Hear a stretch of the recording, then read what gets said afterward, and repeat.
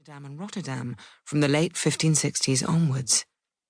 In France, key points at issue were the right to worship in one's own language, a rejection of the cult of relics and intercession, a more rigorous focus on the words of the Bible itself, and a desire to worship simply, based on the rules for living laid down in Scripture, a rejection of the excesses and abuses of the Catholic Church that were repugnant to many, the nature of the host, transubstantiation as opposed to consubstantiation. For most people, though, these matters of doctrine were remote.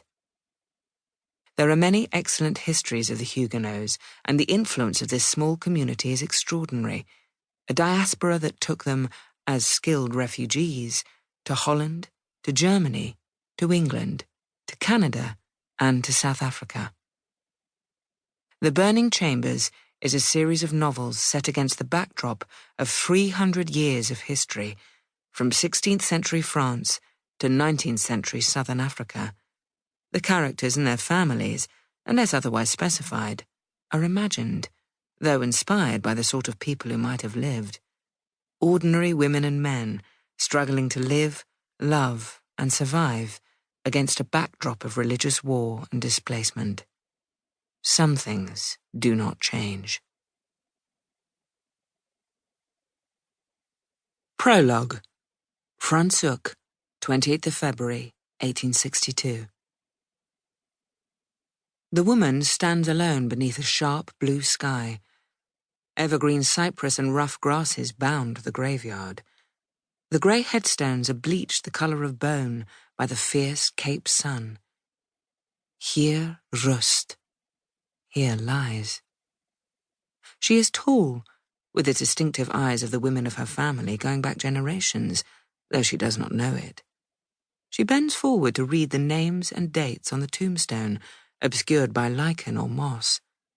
Between her high white collar and the dust-caked brim of her leather hat, the white skin on the back of her neck is already burning red. The sun is too strong for her European complexion, and she has been riding across the veldt for days. She removes her gloves, folding one inside the other. She has mislaid too many to be careless, and besides, how would she acquire another pair? There are 2 general stores in this hospitable frontier town, but she has little left with which to barter, and her inheritance is gone, spent on the long journey from Toulouse to Amsterdam, then from Amsterdam to the Cape of Good Hope. Every last franc has been spent on provisions and letters of introduction, hiring horses and a trustworthy guide to lead her through this unfamiliar land. She drops the gloves to the ground at her feet. A powder of copper-red cape dust puffs into a cloud, then settles. A black beetle, hard-backed and resolute, scuttles for cover. The woman draws breath. At last, she is here. She has followed this trail from the banks of the River Aude and the Garonne and the Amstel, over the wildest seas to where the Atlantic Sea meets the Indian Ocean, to the Cap de Bonne Espérance. Sometimes the trail is blazed bright. The story of 2 families and a secret passed down from generation to generation.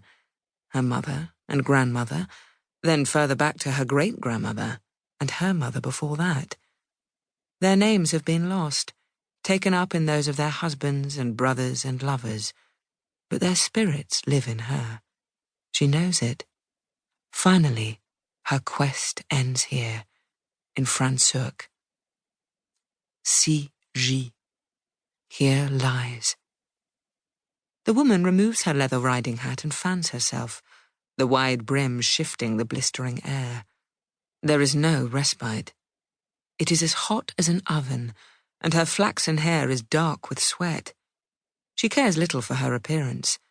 She has survived the storms, the assaults on her reputation and her person, the theft of her possessions, and the loss of friendships that she had thought were built to last. All to bring her here, to this unkempt cemetery in this frontier town. She undoes the buckle on her saddlebag and reaches inside. Her fingers skim the small antique Bible, a talisman she carries with her for luck. But it is the journal she pulls out, a soft tan leather cover